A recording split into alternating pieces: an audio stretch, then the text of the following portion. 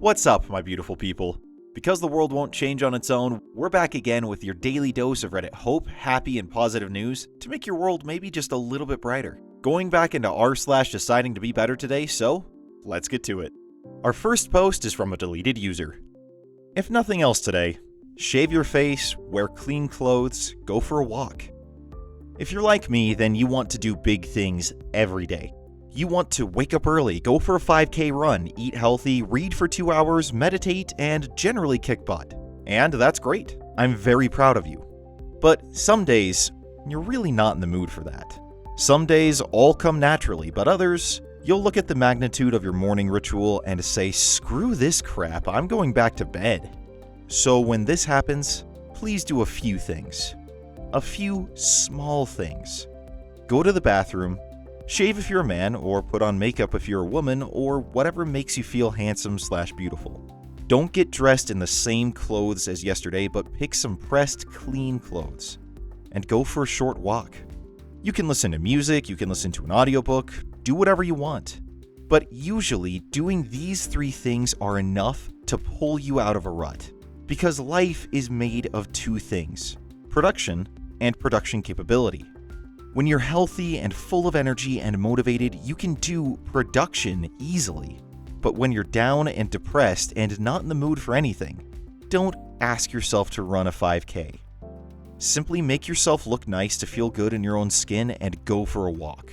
Ask nothing else of yourself for this reason I'll share with you. When one has a broken leg, you can't expect that person to run. If you broke your leg and I'd come to you and say, come on, let's go for a 5K around the park, you'd look at me like I'm crazy. But people don't treat a broken spirit or soul the same. If you're down, most people are like, get your crap together and do what needs to be done. A broken spirit is just as debilitating as a broken leg. Just because something doesn't bleed or hurt, it doesn't mean it's not hurting. So be gentle with yourself. Don't become your worst enemy by forcing yourself to do things you can't do in those moments. Become your best friend by giving yourself the resources to do better tomorrow. Well, man, if ever there was a post for 2020, that's that's definitely it.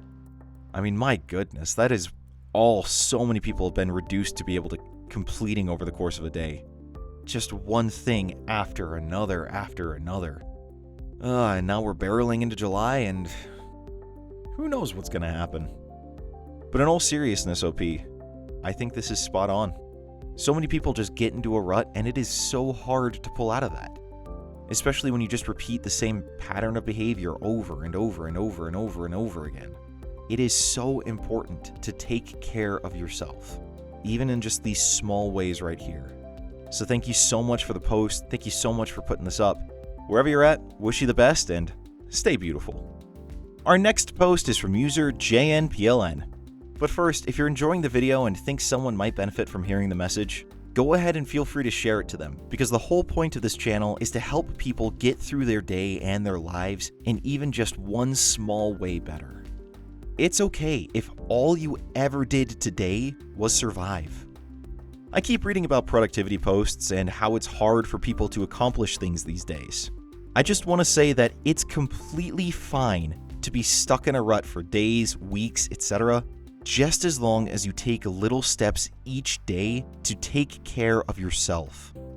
In my experience, I got so used to comparing myself with other people's achievements that I tended to invalidate my own progress. I learned it the hard way that every one of us has our own pace.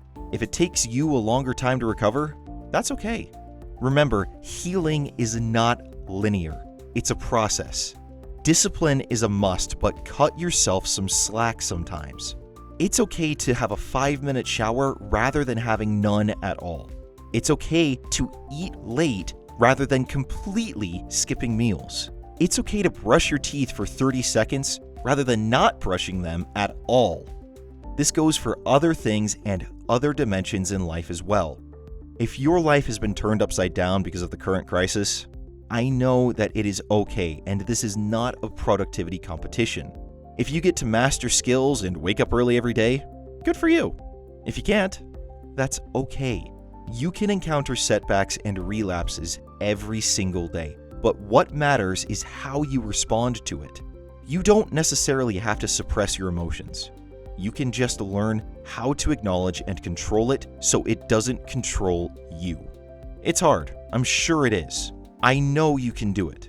Hang in there, please. If you can, try to preoccupy yourself with healthy distractions. Stimulate your mind by reading books, listening to podcasts, watching documentaries, etc. But know this. I love you, stranger. Well, that does piggyback on the first post here very well.